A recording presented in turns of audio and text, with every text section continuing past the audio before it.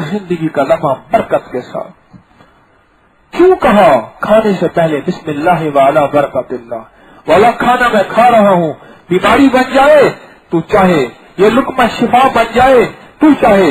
مولا میں کھانا کھا رہا ہوں یہ لقمہ میرے لیے معصیت کا ذریعہ بن جائے، یعنی گناہوں کا ذریعہ بن جائے. اس لقمے سے جو طاقت آئے وہ گناہوں میں خرچ ہو جائے.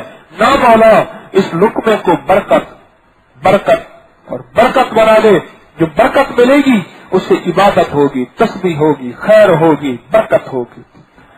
اس وقت بیماریوں کی بنیادی وجہ برکت کا نہ ہونا ہے. اور کھانے کی جو شروع کی برکت ہے، ایک تو حلال کھانا، اور کھانے کی شروع میں بسم اللہ وعلی برکت اللہ، یہ کھانے کے شروع میں کر لینا کھانے کو بہت عظیم بناتا ہے. اور کھانے کی دعا کچھ بھی نہ آتی ہونا الحمدللہ کہہ دیں. الحمدللہ الذی اطعمنا وسقانا وجعلنا من المسلمین.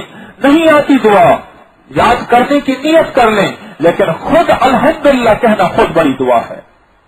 الحمدللہ کہنا خود جامع دعا ہے. الحمدللہ کہنا خود کامل دعا ہے. جو بندہ سن لے، آج ایک کمال کی بات بتا رہا ہوں، جو بندہ کھانے سے پہلے بسم اللہ پڑھے گا اور کھانے کے بعد الحمدللہ پڑھے گا، اس نے اللہ کے نام سے ابتدا کی اور اللہ کے نام پہ اختتام کیا. اللہ اس کو فاقوں اور غربت اور تنگ دستی سے بچائیں گے.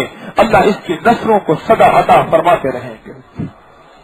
کھانے سے پہلے بسم اللہ پڑھے گا اور کھانے کے بعد الحمدللہ پڑھے گا. اللہ اس کو اس کی نسلوں کو غربت، تنگ دستی، فاقوں سے بچائیں گے. اور جب کھانے کے بعد 3 بار سورۃ قریش پڑھ لے گا، وہ برکت کے لمحے جو میں عرض کر رہا ہوں اور یہ تلاش کر کے میں آپ کی خدمت میں پیش کیا کرتا ہوں، تلاش کر کے جو کھانے کے بعد 3 بار سورۃ قریش پڑھے گا.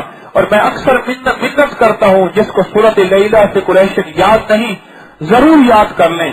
جو پہلی دفعہ پڑھے گا، اچھا یہ بتائیں سورۃ قریش کے 3 دفعہ پڑھنے کے فائدے جس کو پتہ نہیں کھانے کے بعد وہ ہاتھ کھڑا کرے. جن کو پتہ نہیں، جن کو خبر نہیں کھانے کے بعد، جن کو خبر نہیں کہ کیا پڑھنے ہیں، جن کو خبر ہے وہ ہاتھ نیچے کر لیں. جن کو خبر نہیں وہ ہاتھ کریں پورا. ہاں بہت سارے ہیں نئے ایسے جن کو خبر نہیں. کھانے کے بعد یہ وہی بات ہے کہ ہر لمحے میں برکت کو تلاش کریں. جو کھانے کے بعد سورۃ قریش پڑھے گا، اللہ جل شانہ اس کو سدا بہترین دسترخوان نہیں، اللہ پاک اس بیماری کو، اس کھانے کو بیماری نہیں بنائیں گے، اس کھانے کو شفا بنائیں گے. اس کھانے کو کھانے کے بعد اللہ اس کو نیکی کا ذریعہ بنائیں گے. اس کھانے کو فوڈ پوائزن بیماری، حتیٰ کہ اس کھانے میں اگر زہر ملا ہوا ہے تو اللہ اس کھانے کو پاکیزہ بنائیں گے، اس میں اس کا زہر اثر نہیں کرے گا.